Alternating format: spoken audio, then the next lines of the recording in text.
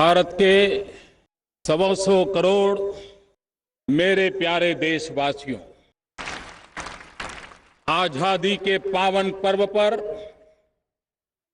आप सबको हृदय से बहुत बहुत शुभकामनाएं। 15 अगस्त का ये सवेरा मामूली सवेरा नहीं है। ये विश्व के सबसे बड़े लोकतंत्र का स्वातंत्र पर्व का सवेरा है। ये सवेरा 125 करोड़ देशवासियों के सपनों का सवेरा है। यह सवेरा 125 करोड़ देशवासियों के संकल्प का सवेरा है। और ऐसे पावन पर्व पर जिन महापुरुषों के बलिदान के कारण, त्याग और तपस्या के कारण सदियों तक भारत की अस्मिता के लिए जूझते रहे, अपने सर कटवाते रहे, जवानी जेल में खपाते रहे, यातनाएं झेलते रहे, लेकिन सपने नहीं छोड़े, संकल्प नहीं छोड़े। ऐसे आजादी के स्वातंत्र सेनानियों को मैं आज कोटि कोटि वंदन करता हूं।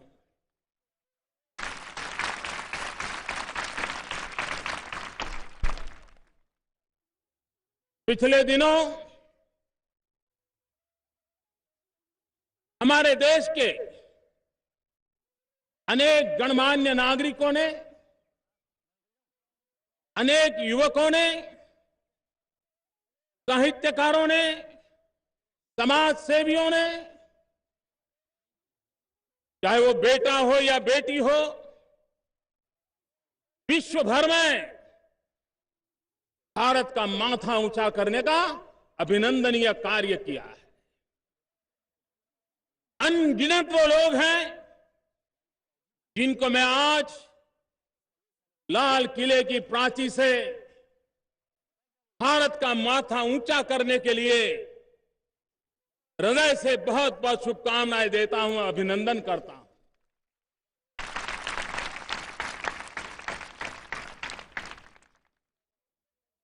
विश्व के सामने भारत की विशालता, भारत की विविधता,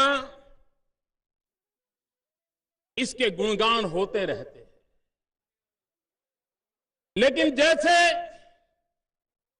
भारत की अनेक विशेषताएं हैं, भारत में अनेक विविधताएं हैं, भारत की विशालता है, वैसे ही भारत के जन जन में सरलता भी है और भारत के कोने कोने में एकता भी है।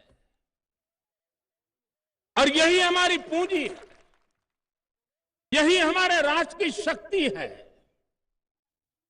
हमारे देश की शक्ति को सदियों से संजोया गया है। हर युग में उसे नया निखार देने का प्रयास हुआ। समय की आवश्यकता के अनुसार, भविष्य के सपनों को साकार करने की आवश्यकता के अनुसार उन्हें ढाला गया है, उन्हें पनपाया गया है और उससे चिर पुरातन परंपराओं के बीच नित्य नूतन संकल्पों के साथ यह देश आज यहां पहुंचा है। हमारी एकता, हमारी सरलता, हमारा भाईचारा, हमारा सद्भाव, ये हमारी बहुत बड़ी पूंजी है। इस पूंजी को कभी दाग नहीं लगना चाहिए, कभी उसे चोट नहीं पहुंचनी चाहिए। अगर देश की एकता बिखर जाए तो सपने भी चूर चूर हो जाते हैं। और इसलिए चाहे जातिवाद का जहर हो, संप्रदायवाद का जुनून हो, उसे हमें किसी भी रूप में जगह नहीं देनी है, पनपने नहीं देना है। और जातिवाद का जहर हो,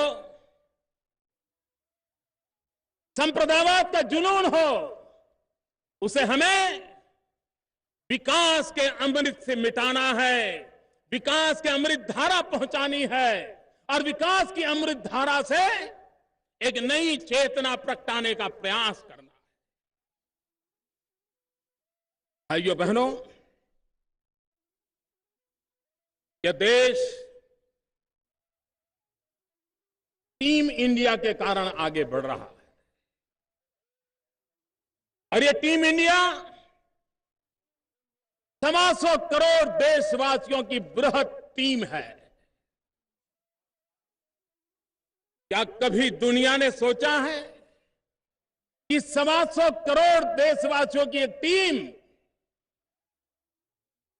जब टीम बनकर के लग जाती है तो राष्ट्र को नई ऊंचाइयों पर पहुंचाते हैं,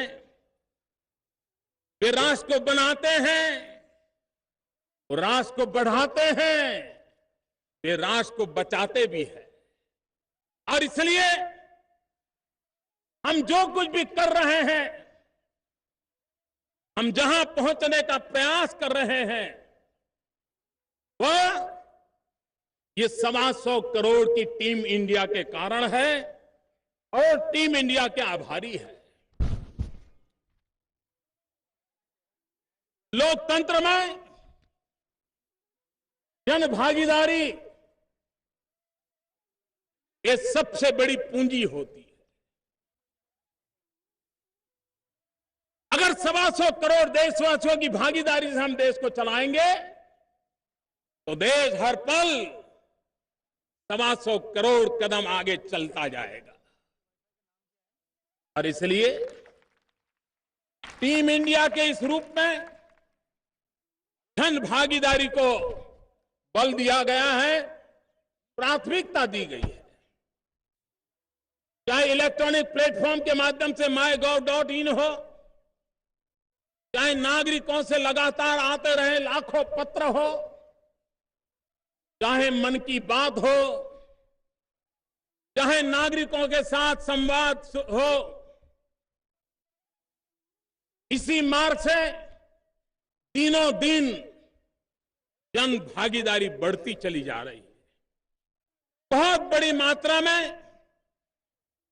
हर काम में दूर सुदूर गांवों में बैठे हुए लोगों के भी सुझाव हमें मिलते रहे और यही टीम इंडिया की ताकत है। मेरे प्यारे देशवासियों, ये बात निश्चित है, इस टीम इंडिया का एक ही जनादेश है और वो जनादेश है हमारी सारी व्यवस्थाएं, हमारी सारी योजनाएं इस देश के गरीब को काम आनी चाहिए। अगर हम गरीबी से मुक्ति की लड़ाई में बल प्रदान करते हैं, उसे सामर्थ्य प्रदान करते हैं, तो देश का कोई गरीब गरीबी में गुजारा करना नहीं चाहता। वह भी गरीबी से जंग जड़ना चाहता है और इसलिए शासन व्यवस्था की सार्थकता इस बात में है कि हमारी व्यवस्थाएं, हमारे संसाधन हमारी योजनाएं, हमारे कार्यक्रम गरीबों के कल्याण के लिए किस प्रकार से उपयोगी आते हैं। भाइयों बहनों,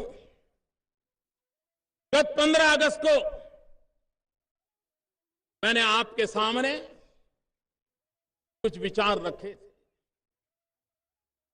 तब मैं नया था और मैंने जो शुरू में देखा था उसको मैंने कोई लाग लपेट के बिना खुले मन से 125 करोड़ देशवासियों के सामने रख दिया। आज 1 वर्ष के बाद उसी लाल किले की प्राची से, पवित्र तिरंगे झंडे की साक्षी से मैं देशवासियों को विश्वास दिलाता हूं कि 1 साल में टीम इंडिया 125 करोड़ देशवासी एक नए विश्वास के साथ, नए सामर्थ्य के साथ, परिश्रम की पराकाष्ठा करते हुए समय सीमा में सपनों को साकार करने में जुट गए। एक नया विश्वास का माहौल पैदा हुआ था। मैंने गत 15 अगस्त को प्रधानमंत्री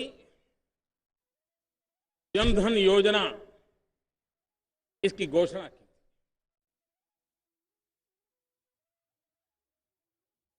देश में 60 साल बीते, गरीबों के लिए बैंकों का राष्ट्रीयकरण किया गया, लेकिन इसके बावजूद भी 60 साल के से भी अधिक समय के बाद गत 15 अगस्त को देश के 40% लोग बैंक खातों से वंचित थे। गरीब के लिए बैंकों के दरवाजे बंद थे। हमने संकल्प किया कि इस कलंक को मिटाना है और विश्व में फाइनेंशियल इंक्लूजन की जो बातें होती है, उस फाइनेंशियल इंक्लूजन को एक मजबूत धरातल पर अगर लाना है तो देश के गरीब से गरीब व्यक्ति को आर्थिक गतिविधि की मुख्य धारा में जोड़ना पड़ेगा और बैंक अकाउंट ये उसका एक प्रारंभ बिंदु है। और हमने तय किया था, करेंगे, करते हैं, सोचते हैं, देखते हैं, ऐसा नहीं। हमने कहा था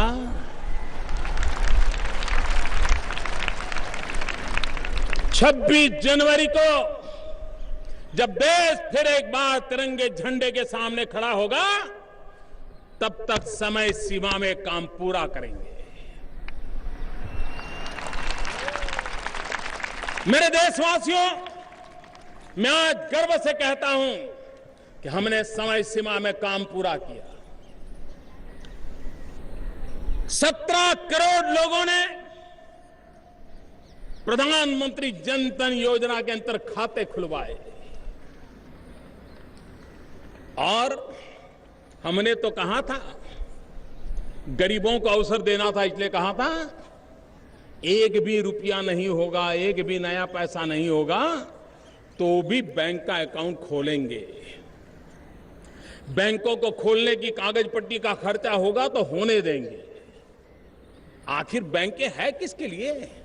गरीब के लिए होनी चाहिए। और इसलिए जीरो बैलेंस से हमने अकाउंट खोलने का संकल्प किया था, लेकिन मेरे देश के अमीरों को हमने देखा है और इस बार देश ने गरीबों को भी देखा और गरीबों की अमीरी को देखा है।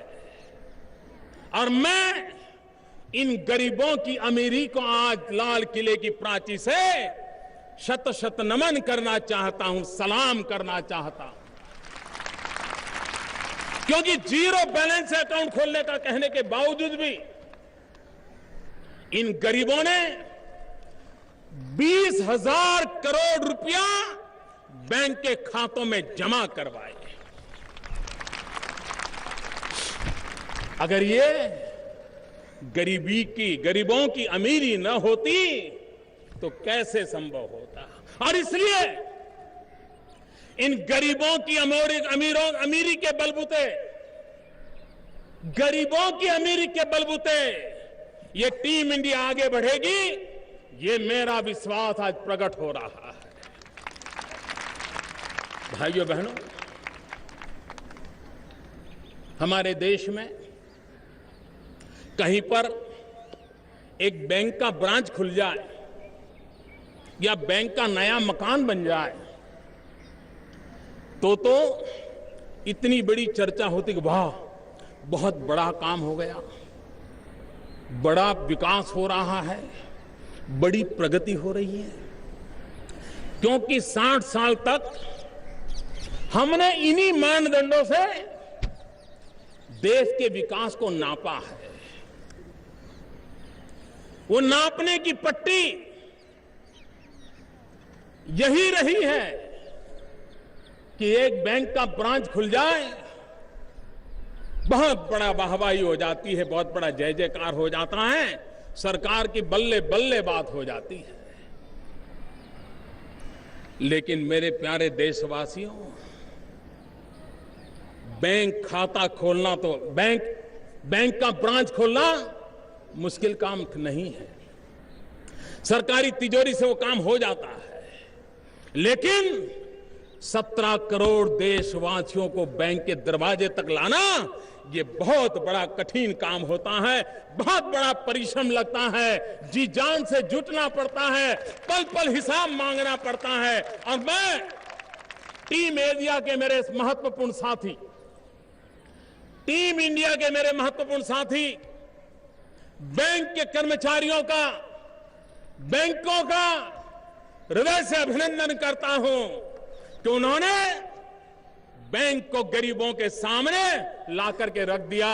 और ये चीज आने वाले दिनों में बहुत बड़ा बदलाव लाने वाली है। दुनिया में आर्थिक चिंतन धाराओं में एक चिंतन धारा ये भी है कि फाइनेंशियल इंक्लूजन ये हमेशा अच्छा नहीं होता है, और उसके कारण गरीबी का बोझ व्यवस्थाओं पर पड़ता है। मैं इस विचार से सहमत नहीं। भारत जैसे देश में अगर विकास का पिरामिड हम देखें तो पिरामिड के जो सबसे नीचे की सतह होती है वो सबसे चौड़ी होती है। अगर वो मजबूत हो तो विकास का सारा पिरामिड मजबूत होता है। आज विकास के पिरामिड में हमारे देश का दलित, पीड़ित, शोषित, वंचित, उपेक्षित वो वहां पर बैठा हुआ है।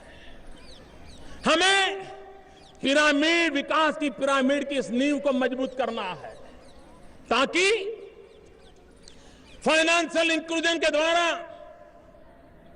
अगर वो ताकतवर होगा तो विकास का पिरामिड कभी हिलेगा नहीं। कितने ही झोंके क्यों ना आए, उसे कोई संकट नहीं आएगा। और विकास का ये पिरामिड आर्थिक मजबूती पर खड़ा होगा तो उनकी खरीद शक्ति बहुत बढ़ेगी। और जब समाज के आखिरी इंसान की खरीद शक्ति बढ़ती है तो इस इकोनॉमी को आगे बढ़ने से कोई रोक नहीं पाता है। वो बहुत तेज गति से देश को विकास की नई ऊंचाइयों पर ले जाता है। और इसलिए हमारी कोशिश यह है कि हम उस पर बल दें। हमने सामाजिक सुरक्षा पर बल दिया है, गरीबों के भलाई के ऊपर बल दिया है। प्रधानमंत्री सुरक्षा बीमा योजना, अटल पेंशन योजना और प्रधानमंत्री जीवन ज्योति योजना। हमारे देश में करोड़ों करोड़ों लोग हैं जिनको सुरक्षा का कवच नहीं है। इंश्योरेंस का लाभ हमारे देश में निम्न मध्यम वर्ग को भी नहीं पहुंचा है। गरीब की बात तो छोड़ो। हमने योजना बनाई, 1 महीने का 1 रुपया, ज्यादा नहीं, 1 महीने का 1 रुपया, 12 महीने का 12 रुपया, और आप प्रधानमंत्री सुरक्षा बीमा के हकदार बन जाइए। अगर आपके परिवार में कोई आपत्ति आई तो 2 लाख रुपया आपके परिवार को मिल जाएगा। अर्थतंत्र को कैसे चलाया जाता है। हमने प्रधानमंत्री जीवन ज्योति बीमा योजना लाए। 1 दिन के 90 पैसे, 1 रुपये से भी कम, साल भर के 330 रुपया आपके परिवार के स्वास्थ्य के लिए, आपके परिवार की सुरक्षा के लिए 2 लाख रुपयों का बीमा सिर्फ 90 पैसे 2 रोज के हमने किया। भाइयों बहनों, भूतकाल में योजनाएं तो बनती रही है। कौन सरकार होगी जो योजना नहीं बनाती होगी? हर कोई बनाते हैं। कौन सरकार होती है जो घोषणाएं नहीं करती? हर कोई करती है। कौन सरकार होती है जो उद्घाटन के दिए न जलाती हो, फीता न काटती हो? सब कोई करते हैं। लेकिन कसौटी इस बात पे होती है कि हम जिन बातों को करते हैं उसको पूरा करते हैं कि नहीं करते। हमने एक नए वर्क कल्चर पर दबाव डाला। हमने एक नई कार्य संस्कृति पर दबाव डाला है। और भाइयों बहनों, हमारे देश की कई योजनाएं जो 40 साल पुरानी हो, 50 साल पुरानी हो, 5 करोड़ 7 करोड़ लोगों से आगे नहीं पहुंच पाती। इस योजना को अभी तो 100 दिन पूरे हुए हैं। 100 दिन, 100 दिन में 10 करोड़ नागरिकों ने इसका लाभ लिया है। 10 करोड़ नागरिकों हमारे देश में। ये 10 करोड़ नागरिक मतलब कि 10 करोड़ परिवार है। इसका मतलब ये हुआ कि देश में जो 30-35 करोड़ परिवार है, उसमें से 100 दिन के भीतर भीतर 10 करोड़ परिवार इस योजना में शरीक हो गए हैं। भाइयों बहनों, हमारी सरकार की, टीम इंडिया की पिछले 1 साल की जो विशेषता है, टीम इंडिया का जो पराक्रम है, टीम इंडिया 125 करोड़ देशवासी टीम इंडिया, उन्होंने जो सबसे बड़ा काम किया है, समय सीमा में निर्धारित कामों को पूरा करना। मैंने पिछली बार लाल किले पर से शौचालय की बात की थी, स्वच्छता की बात की थी। देश के लिए पहले घंटे 2 घंटे अजूबा लगा कि एक ऐसा प्रधानमंत्री है कि लाल किले पर शौचालय बनाने में के लिए समय खपा रहा है। लेकिन आज पूरे देश में जितने भी सर्वे होते हैं, हर सर्वे में एक बात उजागर आती है कि इस टीम इंडिया की सबसे महत्वपूर्ण, जन जन को छूने वाली कोई बात है तो वो स्वच्छता का अभियान है। भाइयों बहनों, हमने स्वच्छता अभियान को आगे बढ़ाने के लिए समाज के लोगों को आह्वान करते रहते थे। 9 लोगों का नाम अंकित करते थे। एक दौर चल पड़ा था। लेकिन आज इस टीम इंडिया को मुझे बधाई देनी है। चाहे सेलिब्रिटीज हो, चाहे राजनेता हो, चाहे समाज सेवक हो, शिक्षाविद हो, सांप्रदायिक जीवन से जुड़े हुए, आध्यात्मिक जीवन से जुड़े हुए महानुभाव हो, चाहे हमारे मीडिया के मित्र हो, सबने किसी की आलोचना किए बिना, बुराइयों को खोजने के बिना जन सामान्य को प्रशिक्षित करने का एक बहुत बड़ा बीड़ा उठाया है। मैं जिन्होंने इस काम को किया है उन सबका आज हृदय से अभिनंदन करता हूं। लेकिन सबसे ज्यादा एक बात मुझे कहनी है, ये स्वच्छ भारत के अभियान को सबसे बड़ी ताकत कहां से मिली है, उसके सबसे बड़े ग्रांड एम्बेसडर कौन है? आपका ध्यान नहीं गया होगा, लेकिन आप अपने परिवार में याद कीजिए क्या हुआ था। हिंदुस्तान में ऐसे कोटि कोटि परिवार हैं जिन परिवारों में 5 साल के, 10 साल के, 15 साल के बालक ये स्वच्छ भारत अभियान के सबसे बड़े एम्बेसडर बने हैं। ये बालक घर में कोई कूड़ा कचरा करता है तो बच्चे मां बाप को रोकते हैं, नहीं, गंदगी मत करो, कूड़ा कचरा मत फेंको। किसी पिता को गुटखा खाने की आदत है और कार का शीशा खोलता है तो बच्चा रोक देता है कि दादा बाहर थूकना नहीं, भारत स्वच्छ रहना चाहिए। यह कार्यक्रम की सफलता उन छोटे छोटे बालकों के कारण है। मैं मेरे देश के भविष्य के प्रति, उन बालकों के प्रति अपना सर झुकाना चाहता हूं, सर झुका करके नमन करना चाहता हूं। जो बात बड़े बड़े लोगों को समझने में देर लगती है, वो भोले भाले निर्मल मन के बालकों ने तुरंत पकड़ लिया है। और मुझे विश्वास है जिस देश का बालक इतना सजग हो, स्वच्छता के लिए प्रतिबद्ध हो, वो देश स्वच्छ होके रहेगा, गंदगी के प्रति नफरत पैदा होके रहेगी। 2019 महात्मा गांधी की 150वीं जयंती हम मनाने वाले हैं और महात्मा गांधी की 150वीं जयंती स्वच्छ भारत को हमें उन्हें अर्पित करना है। महात्मा गांधी को 150वीं जयंती पर इससे बड़ी कोई श्रद्धांजलि नहीं हो सकती और इसलिए अभी तो काम शुरू हुआ है, लेकिन मुझे इसको आगे बढ़ाना है, इसको रोकना नहीं है, संतोष मानना नहीं है।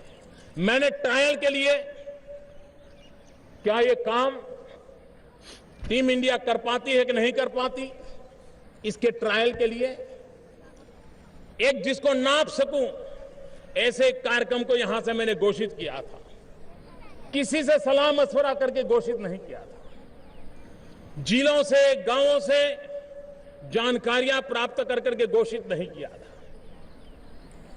बस मेरे दिल में आया और मैंने कह दिया था कि अगली 15 अगस्त तक हमारे विद्यालयों में, हमारे स्कूलों में लड़के और लड़कियों के लिए अलग शौचालय बना देंगे। और बाद में जब हम काम शुरू किया, टीम इंडिया ने अपने जिम्मेवारी को समझा, ध्यान में आया इस देश में 2,62,000 विद्यालय ऐसे थे जिसमें 4.25 लाख से ज्यादा टॉयलेट बनाने थे। यह आंकड़ा इतना बड़ा था कि कोई भी सरकार सोचती कि नहीं साहब इसके लिए समय बढ़ा दीजिए, लेकिन टीम इंडिया का संकल्प देखिए, किसी ने भी समय बढ़ाने की मांग नहीं की। और आज 15 अगस्त को मैं उस टीम इंडिया का अभिनंदन करता हूं कि उन्होंने भारत के तिरंगे झंडे का सम्मान करते हुए इस सपने को पूरा करने में कोई कसर नहीं छोड़ी और करीब करीब सारे टॉयलेट बनाने के काम में टीम इंडिया ने सफलता पाई है। मैं इसके लिए राज्य सरकारों को अभिनंदन देता हूं, जिला इकाई में बैठे हुए सरकारी अफसरों को अभिनंदन करता हूं, शिक्षा संस्था में बैठे हुए नीति निर्धारक हो या संचालक हो, उन सबका अभिनंदन करता हूं। यह मुद्दा 4.25 लाख टॉयलेट बनने का नहीं है, ये मुद्दा जो निराशा का माहौल है, कुछ हो नहीं सकता है, कैसे होगा, कैसे करेंगे, ये जो माहौल है, उस माहौल के सामने ये आत्मविश्वास पैदा कर सकता है। हम भी कुछ कम नहीं है। टीम इंडिया पीछे नहीं हट सकती है। टीम इंडिया सफलता लेकर रह सकती है, ये इसमें से संकेत मिलता है। और इसलिए राष्ट्र चलता है आत्मविश्वास के भरोसे। राष्ट्र चलता है नए नए संकल्पों की पूर्ति कर करके। राष्ट्र चलता है नए नए सपनों को संजो करके। हम कहीं बंद नहीं हो सकते। हमने निरंतर आगे बढ़ना होता है। और इसलिए भाइयों बहनों, हमारे देश का मजदूर, हमने योजना बनाई श्रम एव जयते। भारत में गरीब मजदूर के प्रति देखने का रवैया हमें शोभा नहीं देता है। हम कोई कोट पैंट टाई पहना हुआ व्यक्ति मिल जाए, लंबा कुर्ता जैकेट पहन करके कोई महापुरुष मिल जाए, तो खड़े होकर के उसका बड़ा अभिवादन करते हैं। लेकिन कोई ऑटो रिक्शा वाला आ जाए, कोई पैदल रिक्शा वाला आ जाए, कोई अखबार बेचने वाला आ जाए, कोई दूध बेचने वाला आ जाए, इन गरीब के प्रति हमारा देखने का भाव ठीक नहीं है। राष्ट्र की इस कमी को 125 करोड़ देशवासियों ने अपने मन के संकल्प से मिटाना है, जिनके कारण हम अच्छे दिखते हैं, जिनके कारण हमारा अच्छा काम होता है, उससे बड़ा हमारा कोई हितैषी नहीं होता। और इसलिए डिग्निटी ऑफ लेबर,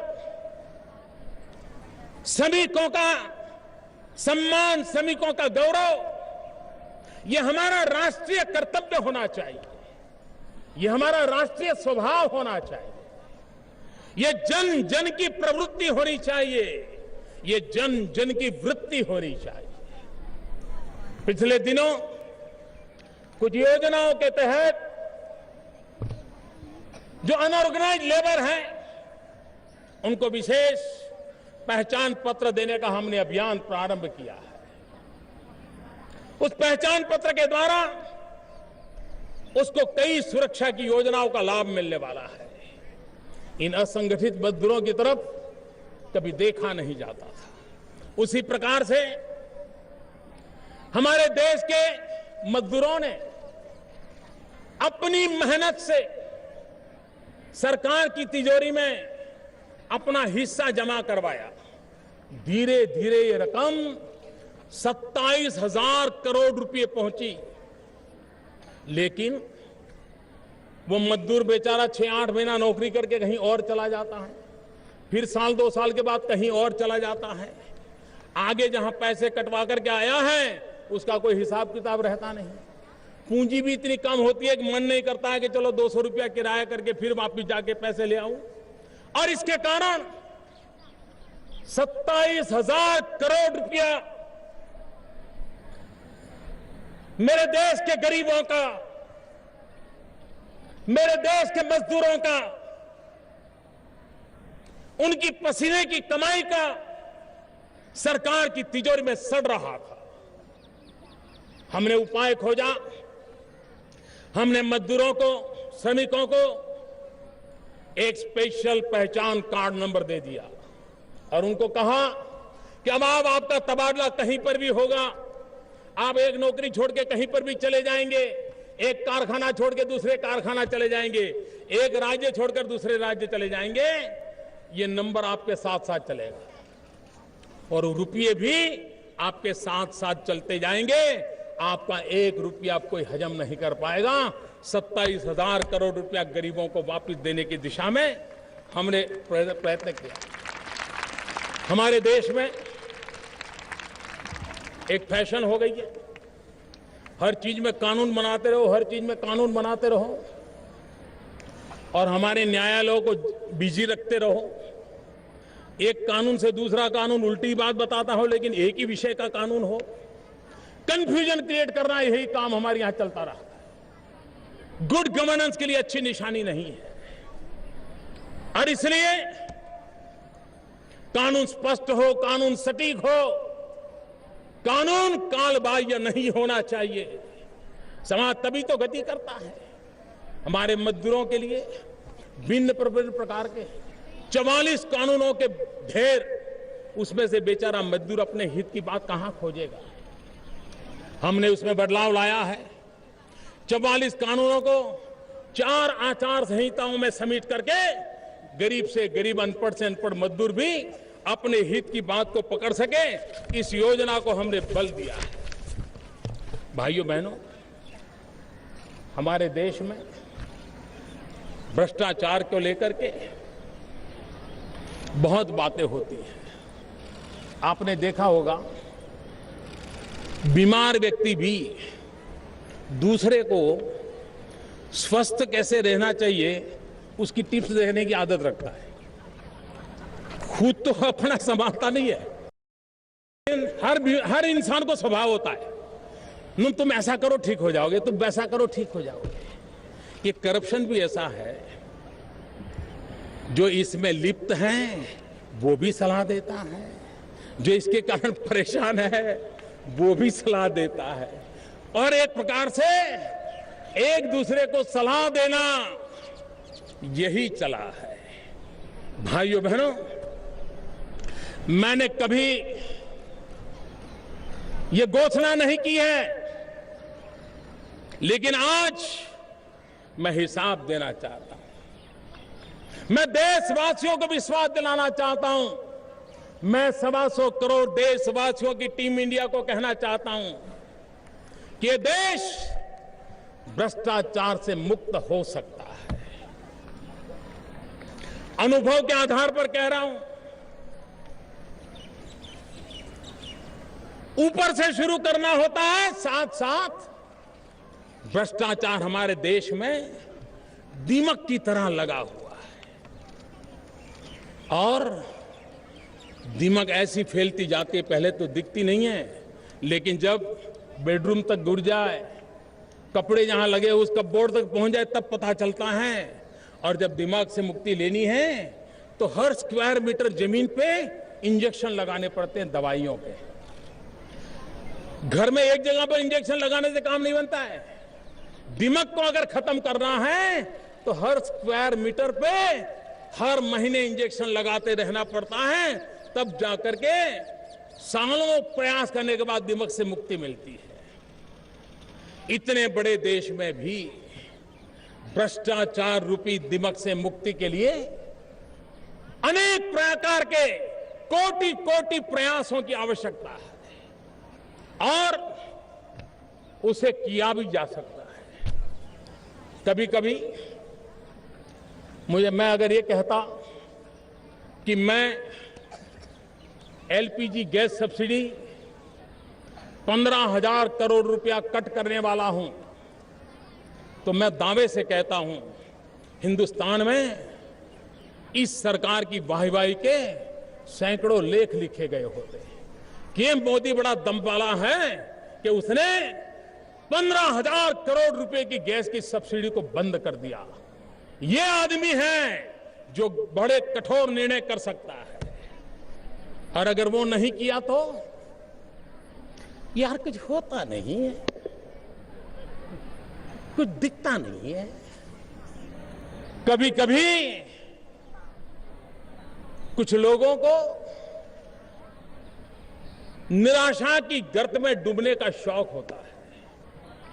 जब तक वो 4 लोगों के बीच निराशा की बातें न करें, उनको रात को नींद नहीं आती। ये उनका एक व्यसन होता है। कुछ बीमार लोग होते हैं जिनको कोई बीमारी के लिए पूछे तो पसंद नहीं आता है, वो चाहते नहीं कि बीमारी का पता चले। और कुछ बीमार ऐसे होते हैं, वो इंतजार करते हैं, यार वो आया नहीं, वो पूछने नहीं आया, और फिर उसको घंटे पर वर्णन करते थे, ऐसा हुआ ऐसा हुआ ऐसा हुआ। मैं देख रहा हूं कुछ लोग होते हैं जो निराशा ढूंढते रहते हैं, निराशा फैलाते रहते हैं, और जितनी ज्यादा निराशा फैले उतना उनकी ज्यादा गहरी नींद आती है। ऐसे लोगों के लिए न योजनाएं होती हैं, न कार्यकलाप होते हैं, और न ही 125 करोड़ देशवासियों की टीम इंडिया इनके लिए भी समय इन्वेस्ट करने के लिए तैयार है। लेकिन होता कैसे है? एलपीजी की सब्सिडी हमने डायरेक्ट बेनिफिट ट्रांसफर की स्कीम लाए, जनधन अकाउंट का फायदा लिया, आधार कार्ड का फायदा लिया, और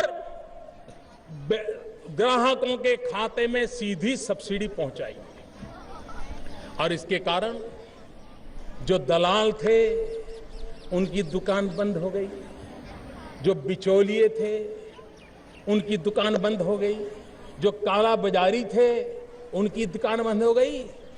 सही व्यक्ति को सही लाभ, किसी का 1 रुपया काटा नहीं, बड़ी वाहवाही हो ऐसी घोषणाएं नहीं की, व्यवस्था में सुधार किया।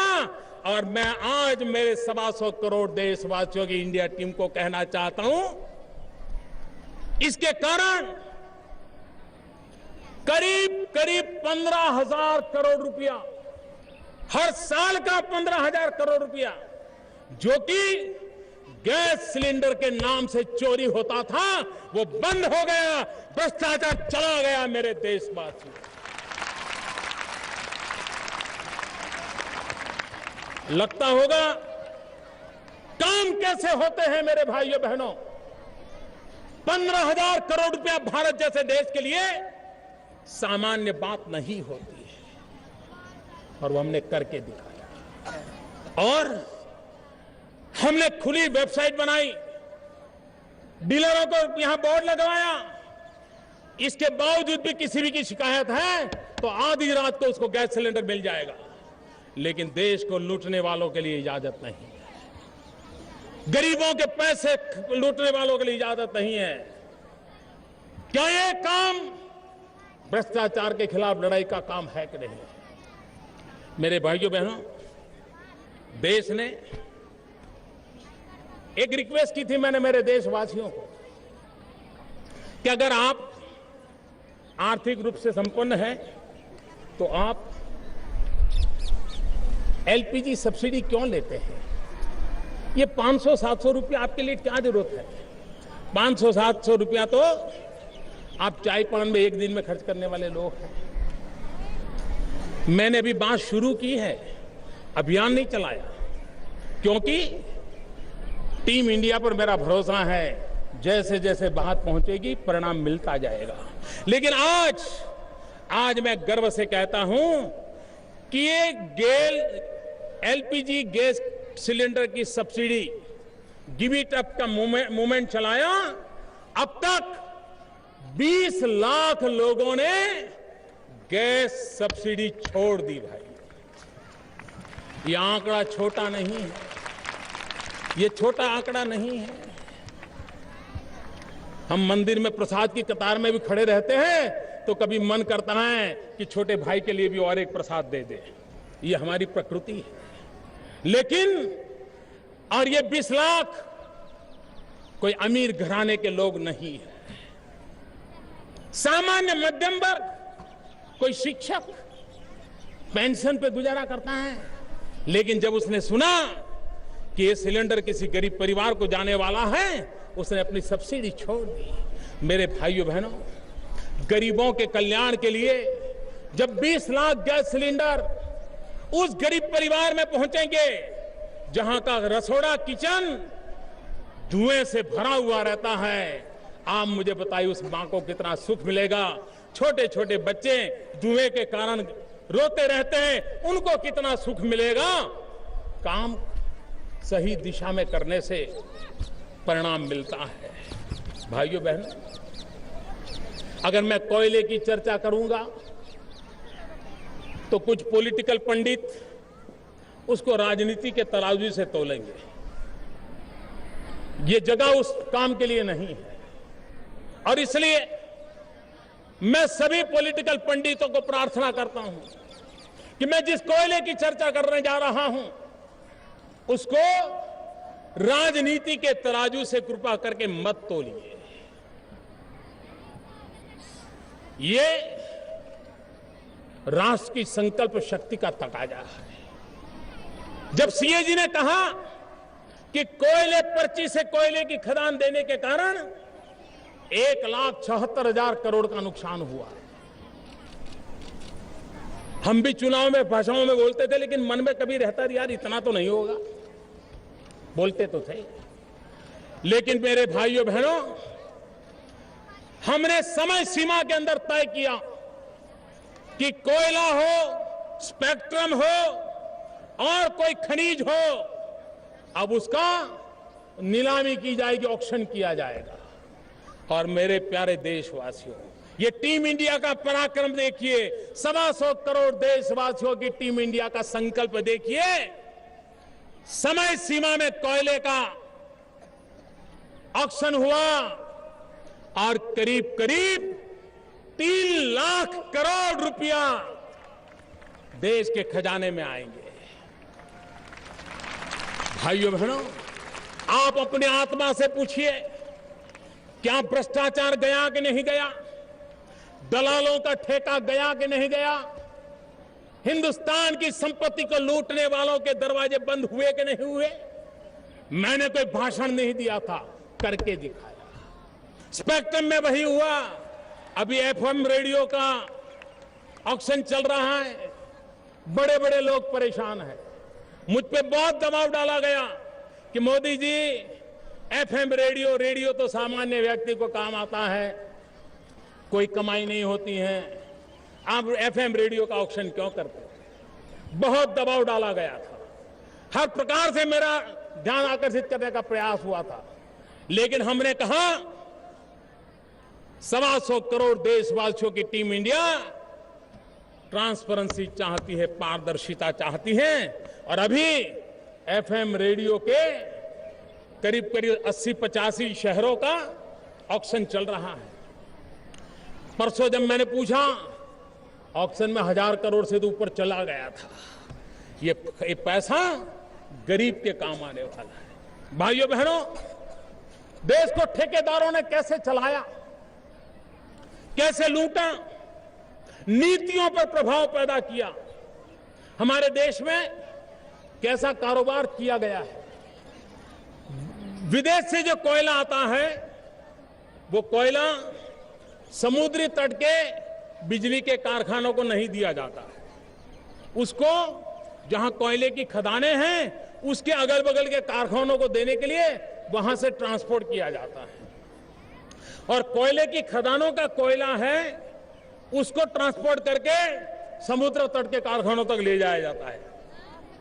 इस देश के छोटे बालक को भी समझ आ सकता है कि भाई, इधर का माल उधर और उधर का माल उधर के बजाय जिसका जहां है वहां लगाओ। भाइयों बहनों, हमने निर्णय बदल दिया। कारखाने के नजदीक में जो है, उसका लाभ सबसे पहले उसको मिले। और मैं कहना चाहूंगा, एक छोटे से इस निर्णय ने दलालों की दुकानें बंद की और सरकार की तिजोरी में 1100 करोड़ रुपया जमा हो गया है मेरे भाइयों बहनों, और ये हर वर्ष होगा। भ्रष्टाचार एक प्रकार से व्यवस्था का हिस्सा बन गया है। जब तक व्यवस्था के हिस्सों से उसको काटा नहीं जाएगा, भाइयों बहनों, मैं आज तिरंगे झंडे की साक्षी से बोल रहा हूं, लाल किले की प्राची से बोल रहा हूं, 125 करोड़ देशवासियों के सपनों को समझ करके बोल रहा हूं। 15 महीने हो गए आपने दिल्ली में जो सरकार बिठाई है, उस सरकार पर एक नए पैसे के भ्रष्टाचार का आरोप नहीं है।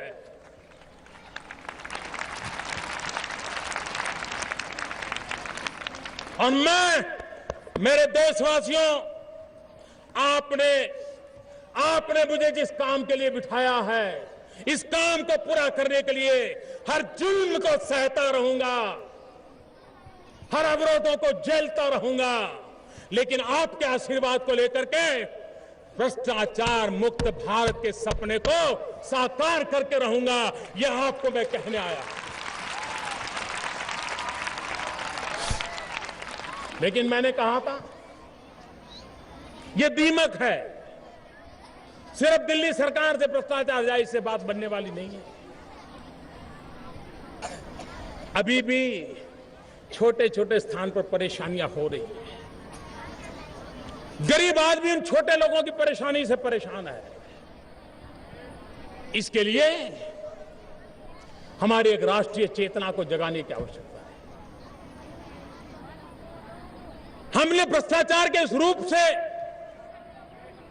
भली भांति उसको समझकर से जन जन को उसकी मुक्ति के लिए जोड़ना है, और तब जाकर के इस कलंक से हम मिट सकते हैं। भाइयों बहनों, मुझे ये भी कहना है, काला धन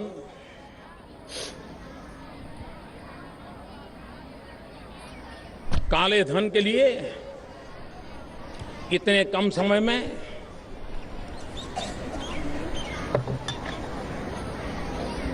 हमने एक के बाद एक अत्यंत महत्वपूर्ण कदम उठाए। सरकार बनने के पहले ही दिन सुप्रीम कोर्ट के मार्गदर्शन में एसआईटी बना दी। 3 साल से लटका हुआ काम हमें पहले ही सप्ताह में पूरा कर दिया। वो एसआईटी आज काम कर रही है। मैं G20 समिट में गया, दुनिया के वो देश वहां मौजूद थे जिनकी मदद से काला धन वापस आ सकता है।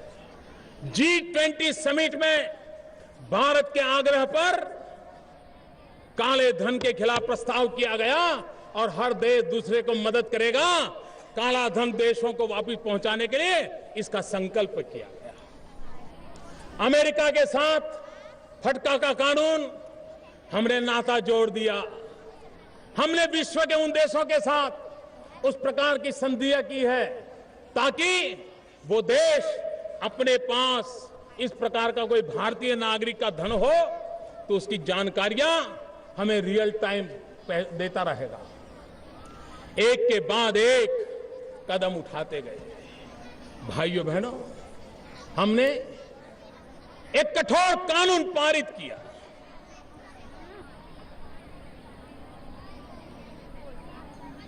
अब जब कानून पारित हो गया तो हर हफ्ते कोई न कोई हमारी सरकार का संपर्क करता है और कहता है, आपकी सरकार ने बड़ा जुल्म किया है, ऐसा कठोर कानून बना दिया। कोई कहता है ऐसा काला कानून बना दिया, इसके कारण अफसरों का जुल्म बढ़ जाएगा। भाइयों बहनों, कभी कभार जब बीमारी बड़ी भयानक होती है तो ऐसे इंजेक्शन की जरूरत पड़ती है, और जब इंजेक्शन लेते हैं तो डॉक्टर भी कहता है साइड इफेक्ट होगा। लेकिन ये बीमारी इतनी भयंकर है कि साइड इफेक्ट झेलने के बावजूद भी इसी दवा से मुक्ति मिलेगी। मैं जानता हूं ये काला धन का हमने कानून बनाया है, उसके कारण बहुत लोग परेशान हैं, बहुत लोगों को मुसीबत दिखाई दे रही है। काला धन थोड़ा डाइल्यूट हो, थोड़े नियमों में छूट आ जाए, इसके लिए हमारे तक संदेश पहुंचाए जाते हैं। मैं टीम इंडिया 125 करोड़ देशवासी, मैं आज ये कहना चाहता हूं, वो साइड इफेक्ट की तैयारी के साथ भी काले धन के खिलाफ कठोरता से काम लेने की दिशा में हम आगे बढ़े और बढ़ेंगे। और इतना तो हो गया है, काला धन वापस लाने की एक लंबी प्रक्रिया है, चल रही है, लेकिन इतना तो हो गया है कि अब कोई काला धन बाहर भेजने की हिम्मत नहीं करता है। ये तो फायदा हुआ ही हुआ, कोई माने या न माने। इतना ही नहीं, अभी कुछ दिनों में जब ये समय दिया है कि आप अपना घोषित कर सकते हो। मैं आज कह सकता हूं करीब 6500 करोड़ रुपया अघोषित आय लोगों ने आकर के घोषित सामने से करना शुरू कर दिया। ये पैसा हिंदुस्तान की तिजोरी में आएगा, भारत के गरीब के काम आएगा। और भाइयों बहनों, आपको मैंने जो विश्वास दिया है उसे पूरा करने के लिए पूरे संकल्प के साथ हम आगे बढ़ेंगे। भाइयों बहनों, सीबीआई के द्वारा हमारी सरकार बनने के पहले 1 वर्ष में भ्रष्टाचार के सिर्फ 800 केस हुए थे। 800।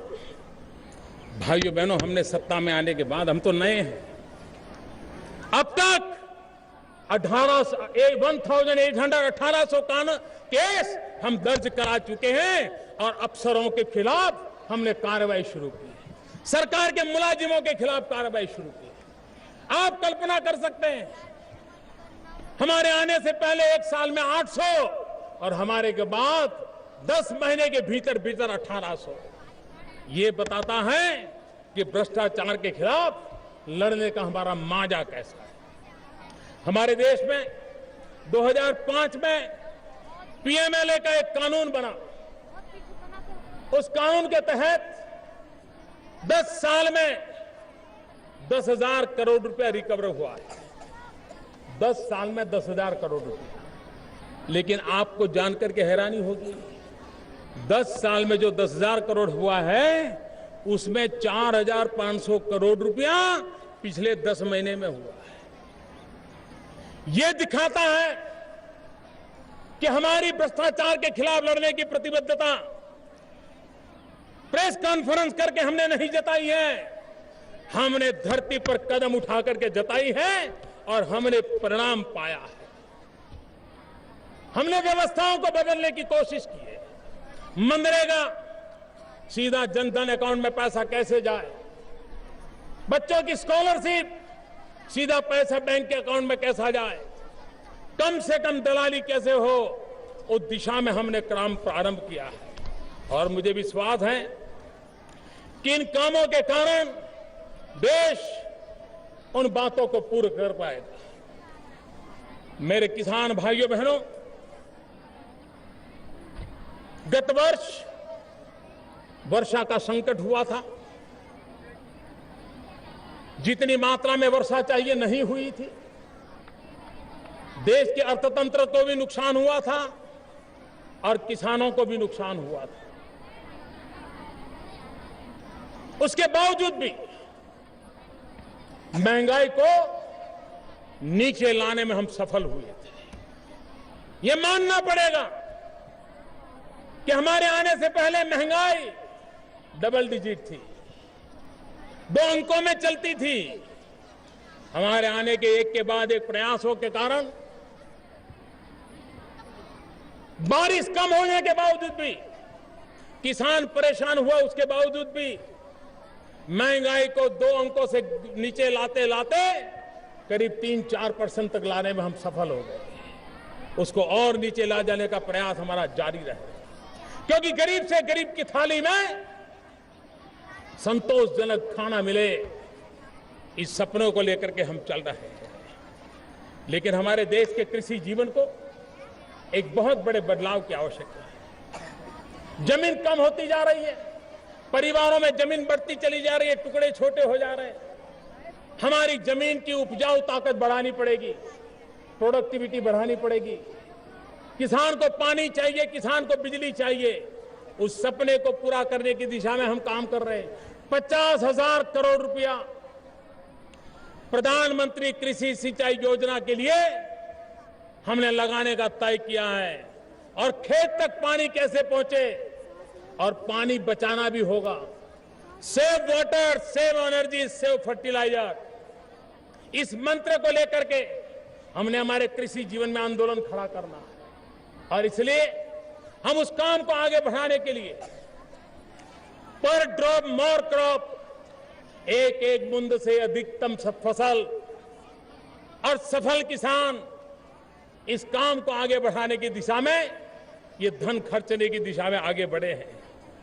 पिछले दिनों जब ओले गिरे, हमने 50% उसको जो क्षति हुई थी उस क्षतिपूर्ति में वृद्धि कर दी।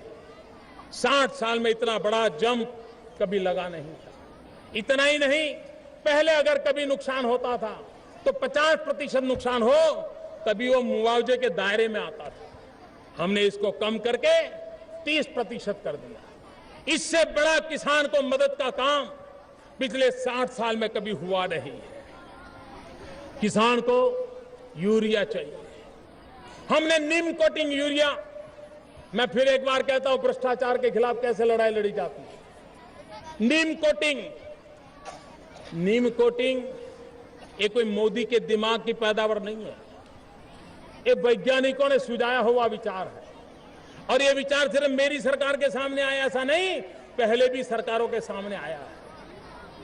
हमारे देश में किसानों के नाम यूरिया जाता है। अरबों खरबों का यूरिया जाता है, लेकिन वो यूरिया 15%, 20%, 25% केमिकल की फैक्ट्रियों में चला जाता है, रॉ मटेरियल के रूप में। नाम किसान का होता है, दलालों के माध्यम से चोरी होती है। नीम कोटिंग 100% किए बिना ये चोरी रोकी नहीं जा सकती। और इसलिए हमने सरकार की तिजोरी पर बोझ पड़े तो भी यूरिया का 100% नीम कोटिंग करने का काम पूरा कर दिया। और इसके कारण अब ये यूरिया खेती के सिवाय किसी काम नहीं आ सकता। कोई केमिकल फैक्ट्री उसमें से कुछ नहीं निकाल सकती। और इसलिए किसान को जितना यूरिया चाहिए उतना मिलेगा। और नीम कोटिंग होने के कारण उसको जो न्यूट्रिशन वैल्यू चाहिए जमीन में, 10% कम यूरिया उपयोग करते हुए भी उसको इसका लाभ मिलने वाला है। आने वाले सीजन में मेरे देश के किसानों को यूरिया का एक नया लाभ, और मैं तो सभी किसानों को कहता हूं, कोई गलती से भी नीम कोटिंग के बिना का यूरिया आपको दिखाता है तो आप मान लेना कि वो सरकार के द्वारा अधिकृत नहीं है। किसी ने पीले रंग का कोई पाउडर आपको दे दिया है, उसको हाथ मत लगाना। भाइयों बहनों, पिछले दिनों मैं कहता हूं, भारत का अगर विकास करना है तो पूर्वी हिंदुस्तान के विकास के बिना भारत विकसित नहीं हो सकता। भारत का पश्चिमी छोर यही अगर आगे बढ़ेगा तो हिंदुस्तान कभी आगे बढ़ नहीं सकता है। हिंदुस्तान तब आगे बढ़ेगा जब हमारा पूर्वी उत्तर प्रदेश ताकतवर बने, हमारा बिहार ताकतवर बने, हमारा पश्चिम बंगाल ताकतवर बने, हमारा आसाम, हमारा उड़ीसा, हमारा नॉर्थ ईस्ट, ये भूभाग हिंदुस्तान का ये ताकतवर बनना चाहिए। और इसलिए इंफ्रास्ट्रक्चर का मामला हो, रेल कनेक्टिविटी का मामला हो, डिजिटल कनेक्टिविटी का मामला हो, हमने हर बात में पूर्वी भारत पर ध्यान केंद्रित किया है। और पूर्वी भारत पर ध्यान केंद्रित करने में एक राह हम गैस की पाइपलाइन लगा रहे हैं। किसी ने सोचा होगा कि जिन राज्यों में किचन में पीने का पानी टैप से आना भी मुश्किल लगता है, वहां गैस का पाइप तक पहुंचाने की दिशा में हम काम कर रहे हैं। और 4 यूरिया फर्टिलाइजर के कारखाने जो पूर्वी भारत में बंद पड़े थे, वहां के नौजवान बेरोजगार हुए थे, वहां का किसान परेशान हो रहा था। हमने नई यूरिया नीति बनाई, हमने गैस सप्लाई की नई नीति बनाई, और उसका परिणाम है कि गोरखपुर हो, बरौली हो, तालचेर हो, सिंदरी हो, ये सारे पूर्व से जुड़े हुए इनके फर्टिलाइजर के कारखानों को पुनर्जीवित करके नौजवानों को रोजगार देना और किसानों को फर्टिलाइजर देना, उसकी दिशा में हम काम कर रहे हैं। भाइयों बहनों, देश में सेना के जवानों के लिए, जवानों के कल्याण के लिए विभाग होता है सरकार में, लेकिन इस देश में जितना महात्म्य जवान का है उतना ही महात्म्य किसान का है। 60 साल में हमने क्या किया है? हमने कृषि के आर्थिक पहलू पर बल दिया। हमारी कृषि अच्छी हो, कृषि का विकास हो, और इसलिए सरकार का मंत्रालय का नाम भी कृषि मंत्रालय रहा। भाइयों बहनों, कृषि मंत्रालय का जितना महत्व है, उतना ही महत्वपूर्ण समय की मांग है किसान कल्याण का भी महत्व है। अकेली कृषि विकास, ये बात ग्रामीण जीवन के लिए, कृषि जीवन के लिए अधूरी है। वो पूर्ण तब होगी जब किसान कल्याण को भी जोड़ा जाए। और इसलिए भाइयों बहनों, अब भारत सरकार का जो मंत्रालय कृषि मंत्रालय के रूप में जाना जाता था, वो कृषि मंत्रालय एवं किसान कल्याण मंत्रालय के रूप में जाना जाएगा। और आने वाले दिनों में कृषि के लिए जैसे योजना बनेगी, वैसे किसान कल्याण की भी योजना बनेगी, जाकि मेरे किसान को जो व्यक्तिगत जीवन में समस्याएं झेलनी पड़ती है, मुसीबतों से गुजरना पड़ता है, तो सरकार एक स्थायी व्यवस्था के रूप में उसको मदद करने की दिशा में प्रयास करेगा। भाइयों बहनों, आने वाले दिनों में एक काम की ओर मैं ध्यान देना चाहता हूं। आजादी के इतने वर्ष हो गए, लेकिन आज भी हमारे देश में करीब 18,500 गांव ऐसे हैं कि जहां बिजली का तार नहीं पहुंचा है, बिजली का खंभा नहीं पहुंचा है। आजादी का सूरज, आजादी का प्रकाश, आजादी के विकास की किरणें 18,500 गांव वंचित है। अगर पुराने तरीके से चलते रहे तो शायद इन 18,000 गांवों में खंभा पहुंचाते पहुंचाते, बिजली का तार पहुंचाते पहुंचाते 10 साल लग जाएंगे।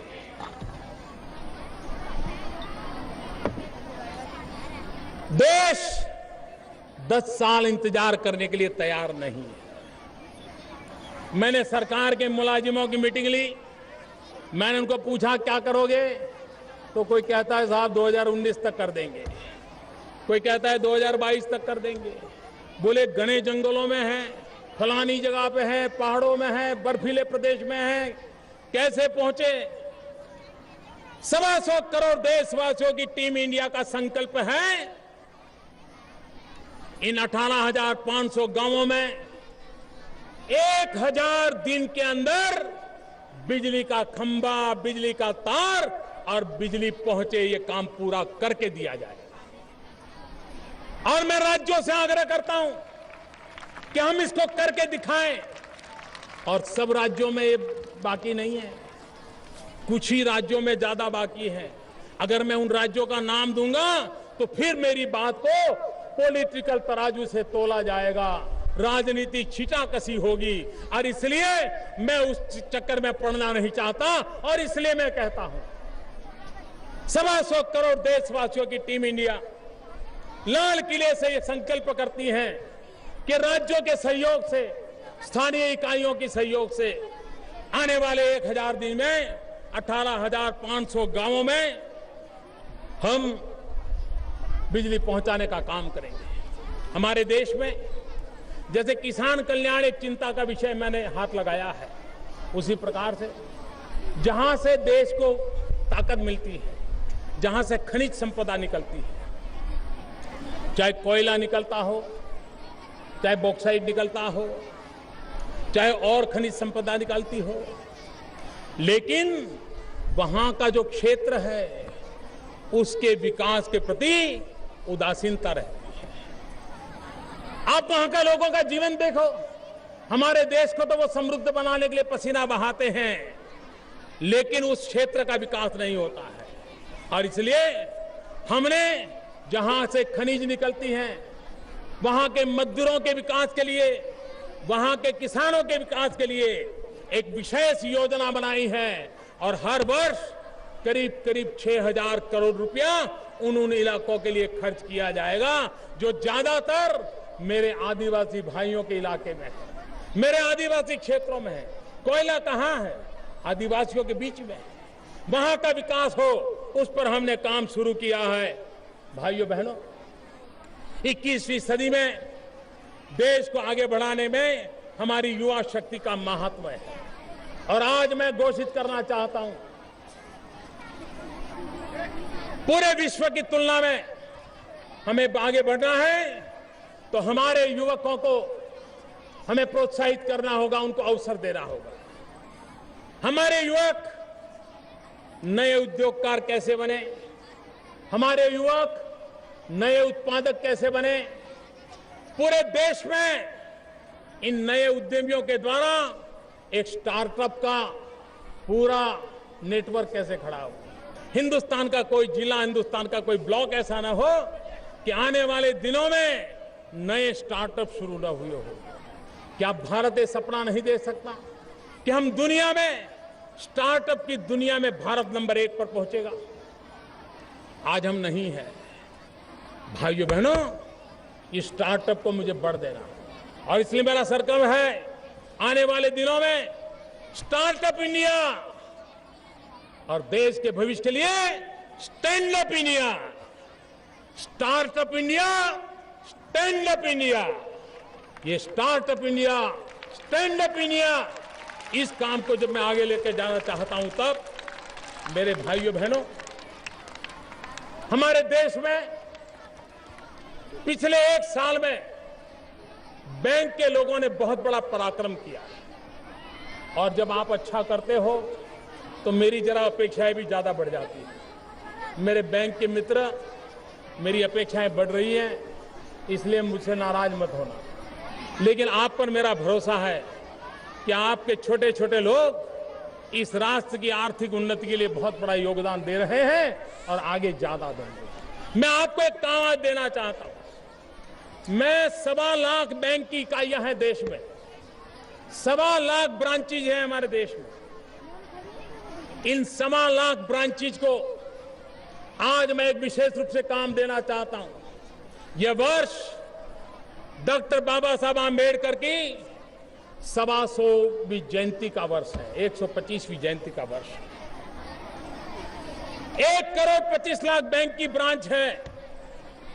क्या हमारे बैंक की ब्रांच, ये जो मेरा स्टार्टअप इंडिया का कार्यक्रम है उसके और तो योजनाएं बनेगी, लेकिन हर ब्रांच ये संकल्प करे और आने वाले दिनों में पूर्ण करे कि अपने बैंक के ब्रांच के इलाके में हर ब्रांच, जहां ट्राइबल बस्ती हो वहां मेरे आदिवासी भाई को, जहां आदिवासी बस्ती नहीं है वहां मेरे दलित भाई को, और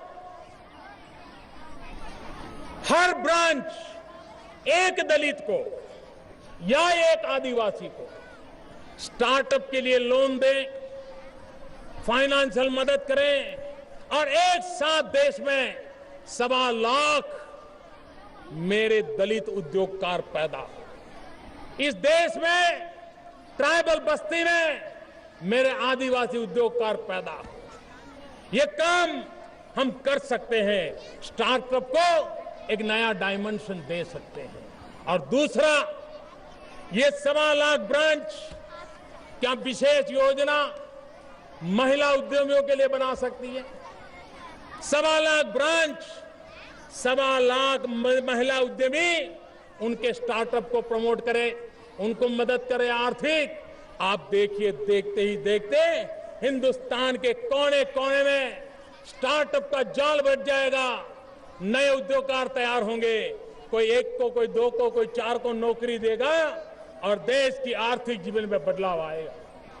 भाइयों बहनों, देश में जब पूंजी निवेश होता है तो हम एक बात पर आग्रह रखते हैं कि मैन्युफैक्चरिंग का काम हो और ज्यादा से ज्यादा एक्सपोर्ट हो, और उसके लिए पूंजी निवेश करने वालों को सरकार का आर्थिक विभाग अनेक नई नई स्कीम देता है। इसका अपना महत्व है, उसको बनाए रखना है।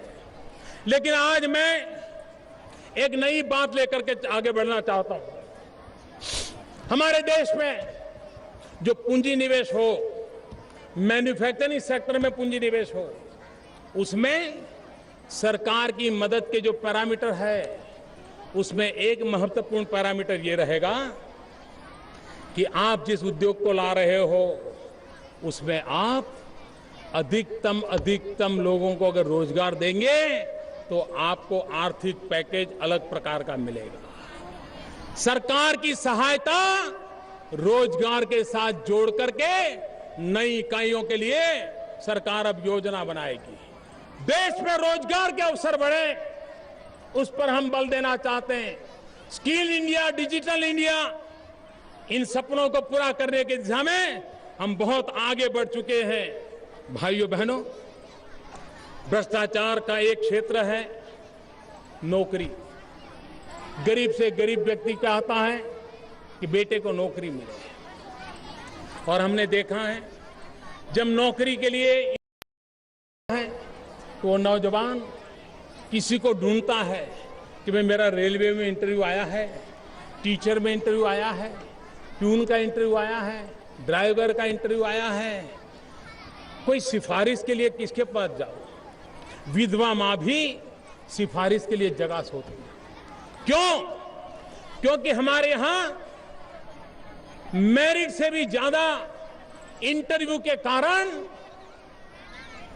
व्यक्ति के साथ न्याय और अन्याय के खेल खेले जाते हैं और कहा जाता है कि इंटरव्यू में फेल हो गया। मैंने अभी तक ऐसे मनोवैज्ञानिक नहीं देखे हैं कि 2 मिनट का इंटरव्यू करे और मनुष्य को पूरा जांच ले। भाइयों बहनों, मेरे मन में कई दिनों से चल रहा है, ये गरीब मां का बेटा, कम शिक्षा पाया हुआ व्यक्ति, जिसे छोटी छोटी नौकरियों की जरूरत है, क्या उसको इंटरव्यू देना जरूरी है? क्या बिना इंटरव्यू उसको नौकरी नहीं मिल सकती? क्या ऑनलाइन उसकी मार्कशीट के आधार पर यह तय हो कि हमें 500 लोगों की जरूरत, पहले 500 कौन है? हमें 2000 की जरूरत है, पहले 2000 कौन है? हां, जहां पर फिजिकल फिटनेस के टेस्टिंग है उसके दायरे अलग हो, उसकी पद्धति अलग हो। जहां ऊपर के नौकरियां हैं, जहां पर पर्सनालिटी का महत्व रहता है, एक्सपीरियंस का महत्व रहता है, लेकिन छोटी छोटी, मैं तो देख रहा हूं रेलवे की नौकरी के लिए नागालैंड, मिजोरम से लोग एग्जाम देने के लिए, इंटरव्यू देने के लिए मुंबई तक बेचारे दौड़ते हैं। ये मुझे बीमारी बंद करनी है। मैं आग्रह करता हूं राज्य सरकारों को, मैं आग्रह करता हूं सरकार के मेरे सभी साथियों को कि हम छोटी छोटी नौकरियों से ये इंटरव्यू हो सके उतना जल्द बंद करें, मेरिट के आधार पर दें। देश में से भ्रष्टाचार जो गरीब आदमी को परेशान करता है, उससे उसको मुक्ति मिलेगी और उसको हमें पूरा करने की दिशा में प्रयास करना चाहिए। ये मेरा आग्रह है।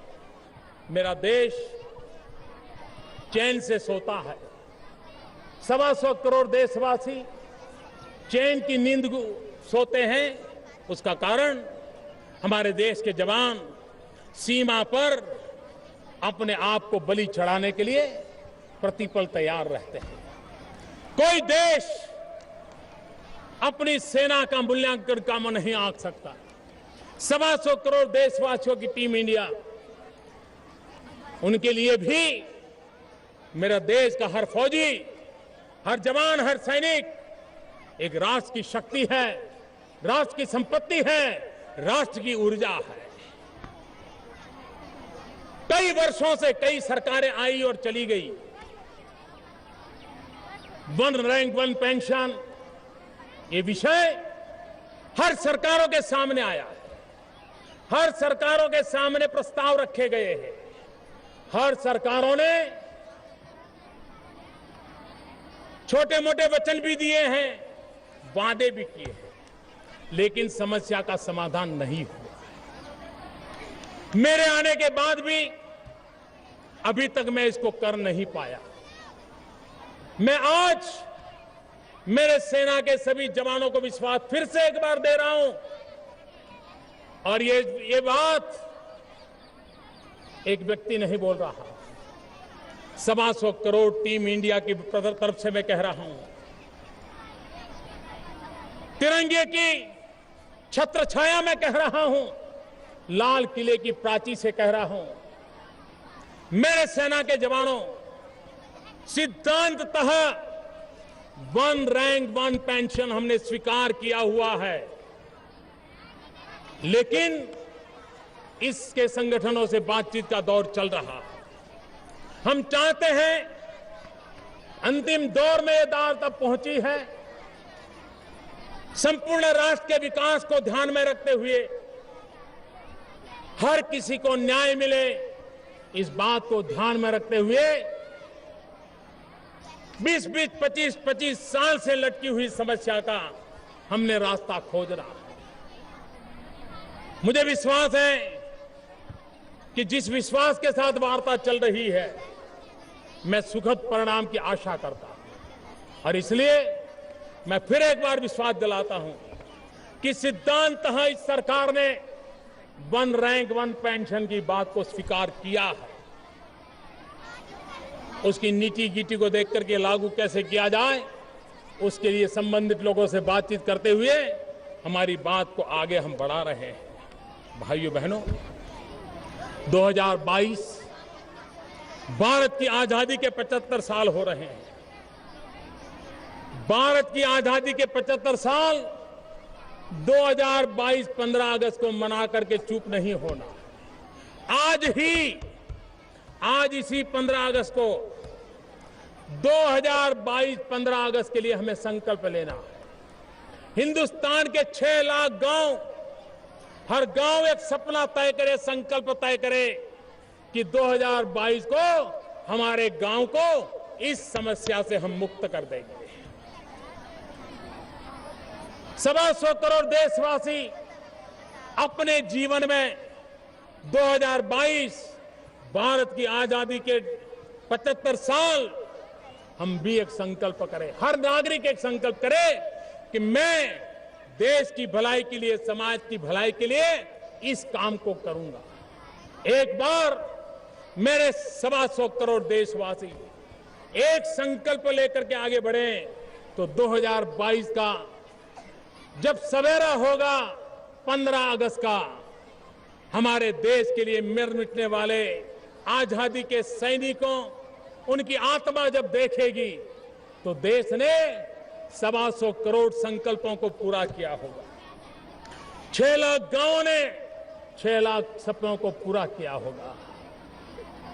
शहरों ने, महानगरों ने, सरकार के हर विभाग ने, सरकार की हर इकाई ने एक एक संकल्प लेकर के अभी से जुट जाना है। और हमारा कोई लिटरेचर ऐसा ना हो, हमारी कोई बात ऐसी ना हो जिसमें 2022 15 अगस्त को दोहराया ना जाए, जिसमें आजादी के 75 साल का संकल्प दोहराया ना जाए। एक मोमेंटम खड़ा करना चाहिए। आजादी का आंदोलन भाइयों बहनों दशकों तक चला। आजादी सामने नहीं दिखती थी तो 1910 में भी कोई आजादी की बात करता था, 20 में भी करता था, 30 में भी करता था। दशकों तक एक बात को दोहराया गया, तब आजादी प्राप्त हुई। स्वाभिमानी, गौरवशाली, समृद्ध राष्ट्र के लिए हमें सक्षम भारत बनाना है, समृद्ध भारत बनाना है, स्वस्थ भारत बनाना है, सुसंस्कृत भारत का सपना हमें पूरा करना है, स्वाभिमानी भारत बनाना है, श्रेष्ठ भारत बनाना है। 2022 तक इस देश में कोई गरीब बिना घर के न रहे। 24 घंटे बिजली पहुंचाने की दिशा में हमें सफल होना है। हमारा कृषक सबल हो, हमारा श्रमिक संतुष्ट हो, हमारी महिलाएं सशक्त हो, हमारे युवा स्वावलंबी हो, हमारे बुजुर्ग सकुशल हो और हमारे गरीब संपन्न हो। समाज में कोई पिछड़ा न रहे, हमारे हर किसी को अधिकार समान हो और पूरे भारतीय समाज में समरसता का माहौल हो। इसी सपने के साथ मैं फिर एक बार आजादी के इस पावन पर्व पर, आजादी के 75वीं वर्षगांठ एक निश्चित रोड मैप के साथ आगे बढ़ाने की तैयारी के साथ 125 करोड़ देशवासियों को हृदय से बहुत बहुत शुभकामनाएं देता हूं। मेरे साथ पूरी ताकत से बोलेंगे, भारत माता की, भारत माता की, भारत माता की, वंदे वंदे वंदे, जय हिंद, जय हिंद।